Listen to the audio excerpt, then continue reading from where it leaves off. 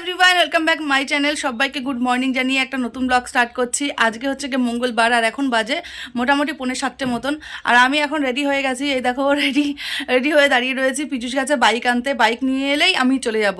তো অনেক দিন থেকেই ভাবছি যে যাব করে যাওয়া হয়ে উঠছে না। তো ভাবছো কোথায় যাচ্ছি? যাচ্ছি হলো কি বাপের বাড়ি রায়গঞ্জে। তো আমার ছেলে যদিও স্কুলের পরীক্ষা শেষ হয়ে গেছে, পরীক্ষা শেষ হয়ে যাওয়ার জন্য আমরা অনেক দিন আগে থেকে যাব করছিলাম। তো আমার ওই ফ্রেন্ড ট্রান্সফার হয়ে যাবে জন্য আমরা যাচ্ছিলাম না।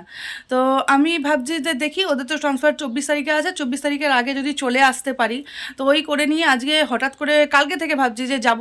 তো ওয়েদারটা এখানে এতই খারাপ, এত পশ্চিমা বাতাস বইছে, মানে পশ্চিমা বাতাস না, লু বইছে, এত বাতাস হচ্ছে, রাত্রেবেলা অবধি ভেঙে চুরে যাচ্ছে, জানলা ফালনা খুলে যাচ্ছে, মানে প্রচণ্ড। আমি বলছি যদি আকাশ ভালো থাকে তাহলে সকালবেলা বেরোবো, আর যদি খারাপ থাকে তাহলে আর বেরোবো না।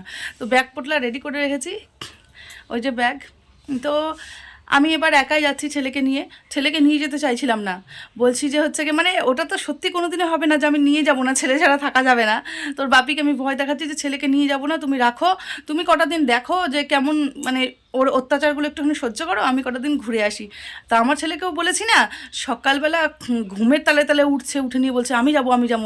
তারপরে আমি উঠে নিয়ে পীযূষকে বলছি বাইকটা নিয়ে আসো, ঘুম থেকে উঠে গেছে আজকে ফটাফট, উঠে গিয়ে কান্না আরম্ভ করে দিয়েছে, মা আমাকে নিয়ে চলো। ওর জামা কাপড় তো আমি আগেই গুছাই নিছি, সেটা তো আর ও জানে না। তো ওই তো বন্ধুরা 7টা বাজে, তো মানে 6:45। তো এখন আমি দেরি করবো না, কেননা আমি 7টার বাসটা যদি পারি আমি গিয়ে নিয়ে ধরবো। তো আমি রান্নাবাড়ি কিছুই করছি না, সব ওরকমই আছে। কালকে অ্যাকচুয়ালি আমার একটুখানি সেলাই ছিল, জানো, সেলাইয়ের ওই সমস্ত করতে করতে না আমার গোছানো হয়নি ভালো করে। আর রান্নাবান্না করতেও মানে কী হয়েছে বলতো, পীযূষের জন্য যে এখন আমি কিছু একটা করে দিয়ে যাবো সেটাও সম্ভবপর নয়। তো কালকে ওই হাওয়া বাতাস আর বিরক্তিকর অবস্থায় কিছুই মানে রান্নাবান্না এক্সট্রা করতে পারিনি, যেটা আমি হচ্ছে গিয়ে পীযূষ আজকে খেয়ে যেতে পারে। তো বেচারা আজকে একটু টাফ হয়ে যাবে, করুক না করে খাক আজকে একটু মজা করে। তো চলো, এখন আমি কিছু বলবো না, আবার আমার এদিকে কথা বললে পরে ওদিকে যেতে দেরি হয়ে যাবে। আর আমাদের ওদিকে না যেতে না, মানে জানি না এখন পড়বে কি না, এখন পড়ে না অনেকদিন থেকে, ডালখোলায় প্রচুর জ্যাম হয়, তো বুঝতে পারছি না। চলে এসেছি আমি স্টেট বাস স্ট্যান্ডে। আর আসার পর দেখি একটা বহরমপুরের গাড়ি দাঁড়িয়ে রয়েছে, যেটা আমাদের বাড়ির সামনে দিয়েই যাবে, এক গাড়িতে ভালোই হবে, চলে যেতে পারবো। তো দুটো টিকিট কেটে নিলাম, কেননা এতটা রাস্তা ছেলেকে কোলে নিয়ে যেতে পারবো না, যথেষ্ট বড় হয়েছে। তো টিকিট কাটার পর এই যে দেখো বসে বসে তো যাচ্ছি, কিন্তু ব্যাপারটা কি হয়েছে বলো তো, ওই যে দেখছো সামনে মুখটা বের করে রয়েছে চশমা পরা ভদ্রলোক, ভদ্র বলবো কি অভদ্র বলবো জানি না, কি ঠ্যাটা বলবো, কিছু কিছু থাকে এরকম লোক, এসে হঠাৎ করেই বলছে বাচ্চাদের আবার কিসের সিট, ওকে কোলে নিন। আশ্চর্য কথা, আমি কি করে বোঝাবো যে সিটটা আমি নিয়েইছি ভাড়া দিয়ে ওই জন্য যে ছেলেকে বসাবো, ওদেরকে বোঝাতে পারলাম না। তো তর্ক বিতর্ক হওয়ার পর লোকটা সামনে চলে গেল, সিট পেয়েছে।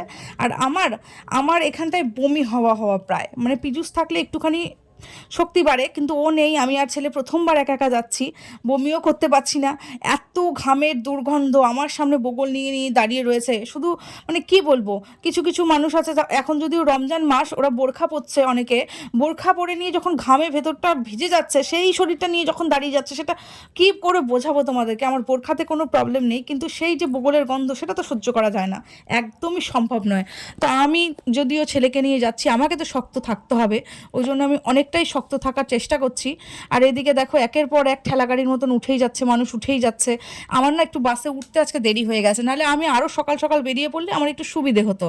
তো এই যে ঠেলতে ঠেলতে রায়গঞ্জ বাস স্ট্যান্ডে এসে নিয়ে 15 মিনিট দাঁড়িয়ে রয়েছে। এখন এখান থেকে প্রায় 20 মিনিট গেলেই আমার বাড়ি। তো এই যে ছেলে বললো মা আমি এইদিকে বসবো, তো ভালোই হয়েছে, বাধ্য হয়ে আমি মাস্কটাই পরে নিয়েছি যেন আধ রাস্তায় এসে, কেননা আমি বমি মানে করলে তো হবে না।